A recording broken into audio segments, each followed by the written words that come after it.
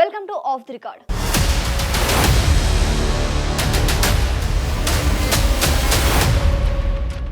మాజీ ఉపరాష్ట్రపతి జగదీప్ ధన్కర్ రాజీనామా వెనుక చాలా హైడ్రామా నడిచిందట. అంత సులువుగా ఆయన తన పదవిని వదులుకోలేదట. పదవి కట్టబెట్టిన బీజేపీకి ధమ్కీ ఇవ్వాలన్న ఆలోచన చేసిన ధన్కర్ చివరికి కాషాయ పార్టీ సీరియస్ అయిందని తెలుసుకుని ఇంటి ముఖం పట్టినట్లు ఢిల్లీ వర్గాలు చెబుతున్నాయి.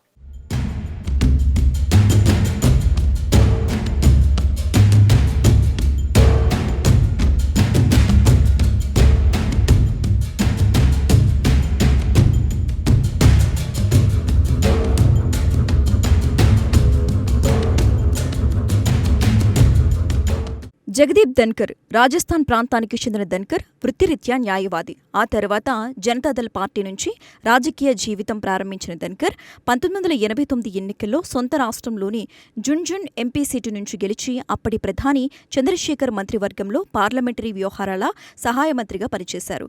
ఆ తర్వాత కాంగ్రెస్ పార్టీలో చేరిన ఆయన 1993 రాజస్థాన్ శాసనసభ ఎన్నికల్లో కిషన్గఢ్ సీటు నుంచి ఎమ్మెల్యేగా గెలిచారు.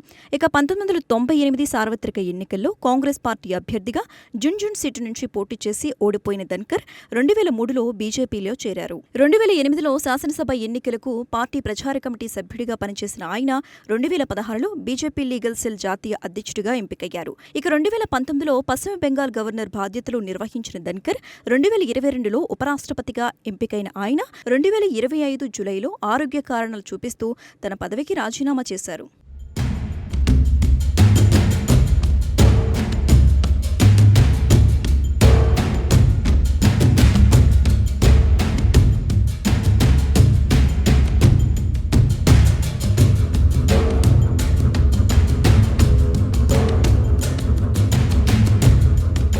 ధన్కర్ రాజీనామా కేంద్ర ప్రభుత్వాన్ని ఇరకాటంలో పెట్టేసింది.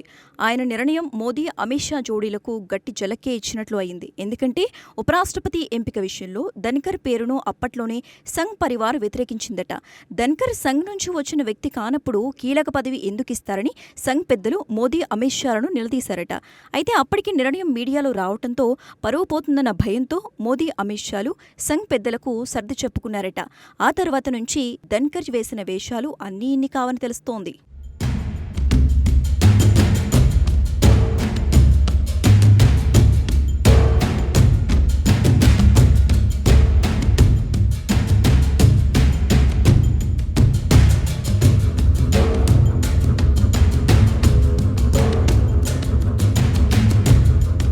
కాంగ్రెస్ పార్టీ నుంచి బయటకు వచ్చిన ఆ పార్టీలోని ఇద్దరు కీలక వ్యక్తులతో ప్రతిరోజు టచ్లోనే ఉంటున్నారట.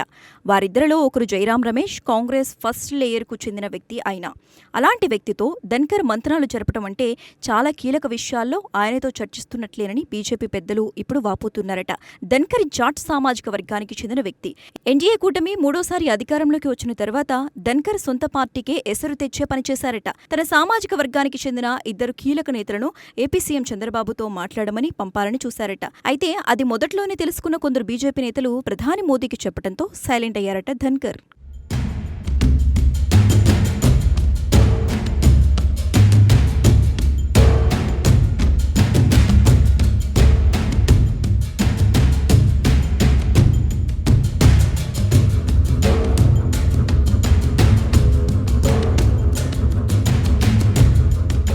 ఆ తర్వాత నుంచి ధన్కర్ మీద కేంద్ర పెద్దలు నిఘా పెట్టినట్లు తెలుస్తోంది. జైరాం రమేష్తో ఎన్నిసార్లు కలుస్తున్నారన్న దానిపై కూడా వారు ఆరా తీశారట.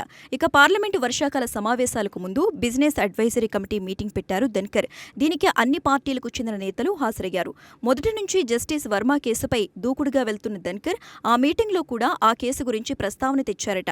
జస్టిస్ వర్మ కేసుపై చట్టపరంగా విచారించి శిక్ష అమలు అయ్యేటట్లు చూడాలన్నది కేంద్ర ప్రభుత్వ ఆలోచన. అంతేకాని పార్లమెంటులో చర్చకు అనుమతిస్తే న్యాయ వ్యవస్థ మీద జనంలో నమ్మకం పోయే పరిస్థితి వస్తోంది. అందుకే పార్లమెంటులో చర్చకు విపక్షాలు పట్టుపడుతున్నా కేంద్రం పట్టించుకోవటం లేదు.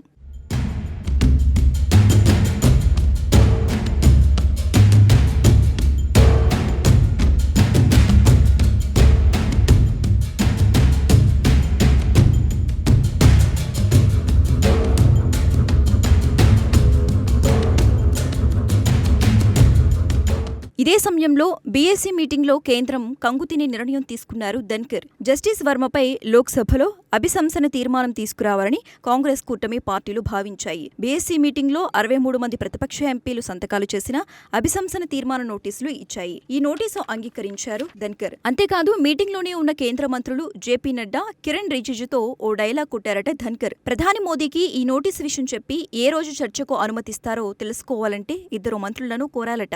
దీంతో కంగుతిన్న నడ్డా, రిజిజు అక్కడికక్కడే ధన్కర్ కు క్లాస్ స్పీకరట. దీంతో ఆ మీటింగ్ పూర్తి కాకుండానే ముగిసినట్లు తెలుస్తోంది.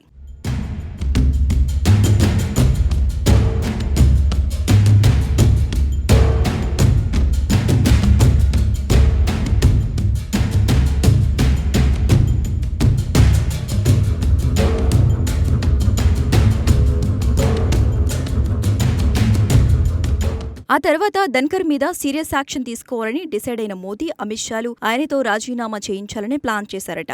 ఒకవేళ రాజీనామాకు ధన్కర్ ఒప్పుకోకపోతే ఆయనపై అవిశ్వాస తీర్మానం పెట్టి ఇంటికి పంపాలన్నదే ఫైనల్ ప్లాన్. వెంటనే కొందరు బీజేపీ ఎంపీలు అవిశ్వాస తీర్మానానికి సంబంధించిన ప్రక్రియ, సంతకాలు చేపట్టారట. ఈ విషయం తెలుసుకున్న ధన్కర్ వెంటనే రాష్ట్రపతి ద్రౌపది ముర్ము దగ్గరికి వెళ్లి మ్యాటర్ మొత్తం చెప్పి రాజీనామా పత్రం ఇచ్చారట. మ్యాటర్ మొత్తం తెలుసుకున్నాక ముర్ము వెంటనే కేంద్ర మంత్రి పీయూష్ గోయల్తో మాట్లాడారట. రాజీనామాపై ఏం చేయాలన్న దానిపై ముర్ము ప్రశ్నకు ఆమోదించామని గోయల్ క్లారిటీ ఇచ్చారట. అంతే, వెంటనే ధన్కర్ రాజీనామా ఆమోదించారు రాష్ట్రపతి ముర్ము. ఇది జరిగింది.